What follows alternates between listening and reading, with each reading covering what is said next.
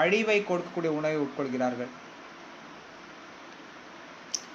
ஒரு விலங்கை கொன்றால் இவர் விலங்கை கொன்று உண்பதால் அந்த விலங்கு இவரை கொல்வதற்கான உரிமையை பெறுகிறது. நீங்கள் எதை விதிக்கிறீர்களோ அதையே அறுவடை செய்வீர்கள். இப்போ நீங்கள் ஒரு விலங்குகளை கொன்றால் அந்த விலங்கு உங்களை கொல்லும்.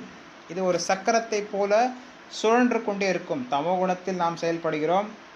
அறியாமை காரணமாக மீன்களையோ அல்லது வேறு ஏதோ உயிரினங்களையோ மக்கள் உண்கின்றனர்.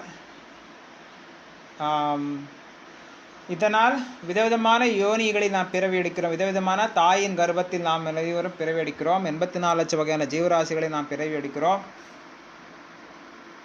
விதவிதமான உணவுகளை உட்கொள்கிறோம்.